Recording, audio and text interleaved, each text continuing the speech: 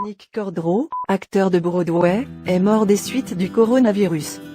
L'acteur avait été nominé aux Tony Awards en 2014 pour sa performance dans Bullets Over Broadway. Décès, après s'être battu plus de 90 jours contre le Covid-19, s'être fait amputer d'une jambe et avoir été placé de longs jours en coma artificiel, Nick Cordro, acteur de pièces de théâtre à Broadway, est décédé des suites du coronavirus. Il avait 41 ans. Nick Cordro, qui a été nominé aux Tony Awards en 2014 pour sa performance dans Bullets Over Broadway, est décédé dimanche 5 juillet, a écrit sa femme Amanda Kloots sur Instagram. Il a été hospitalisé pendant des mois au Cedars-Sinai Medical Center de Los Angeles. Père d'un enfant de 1 an. Dieu a un autre ange dans le ciel maintenant, a écrit Amanda Kloots. Mon cher mari est décédé ce matin. Il était entouré d'amour par sa famille, chantant et priant alors qu'il quittait doucement cette terre. Je suis dans l'incrédulité et je souffre partout. Mon cœur est brisé car je ne peux pas imaginer notre vie sans lui. Nick était une lumière si brillante. Il était l'ami de tous, il aimait écouter, aider et surtout parler. C'était un acteur et un musicien incroyable. Il aimait sa famille et adorait être un père et un mari. Elvis et moi allons le regretter dans tout ce que nous faisons, tous les jours, a-t-elle poursuivi. Le fils de Nick Cordro, Elvis Eduardo, a 1 an, rapportent nos confrères du HuffPost américain.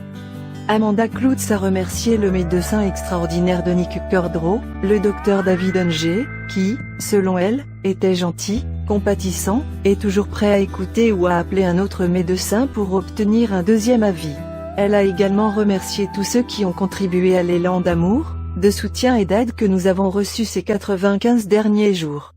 Vous n'avez pas idée à quel point vous m'avez remonté le moral à 15 heures tous les jours alors que le monde chantait la chanson de Nix, Live Your Life, a-t-elle écrit. Nous l'avons chanté aujourd'hui en lui tenant la main. Il s'est vraiment battu. Je t'aimerai toujours et pour toujours. Une jambe amputée et un coma artificiel. Amanda Kloots, qui a régulièrement fait le point sur l'état de santé de son mari, avait auparavant révélé qu'il était tombé malade le 20 mars. Il est entré en soins intensifs le 31 mars. 2 semaines plus tard, sa jambe droite a été amputée à cause de caillots sanguins, a déclaré sa femme.